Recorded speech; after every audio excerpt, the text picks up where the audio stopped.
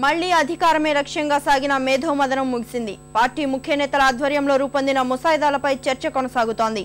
జైపూర్లో సాగుతున్న ప్రత్యేక ఏఐసీసీ సమావేశాల్లో మార్పులు చేర్పుల అనంతరం కాంగ్రెస్ భవిష్యత్ మార్గాన్ని సిద్ధం చేయనుంది.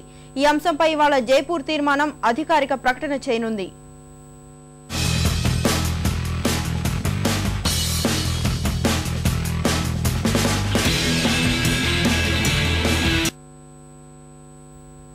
యువత మధ్యతరగతి ప్రజలకు మరింత చేరువయ్యేందుకు కృషి చేయాలని కాంగ్రెస్ అధ్యక్షురాలు సోనియా గాంధీ పార్టీ శ్రేణులకు పిలుపునిచ్చారు.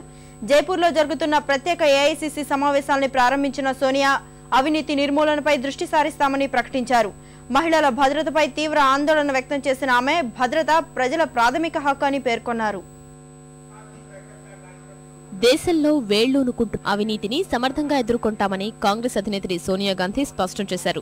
జైపూర్లో జరిగిన 2 రోజుల మేధోమథన సదస్సుకు ముగింపుగా జరుగుతున్న ఏఐసీసీ సమావేశంలో అధ్యక్ష ఉపన్యాసం చేసిన సోనియా గాంధీ మహిళలు, యువత, మధ్యతరగతి సమస్యల్ని ప్రధానంగా ప్రస్తావించారు. అవినీతి నిర్మూలనతో పాటు 5 సూత్రాల ప్రణాళికను ప్రభుత్వం అమలు చేస్తున్నట్లు చెప్పారు. నగదు బదిలీ పథకంతో అవినీతి తగ్గుతుందన్న ఆమె మధ్యవర్తుల ప్రమేయం లేకుండా లబ్ధిదారులకు నేరుగా ప్రయోజనం చేకూరుతుందన్నారు.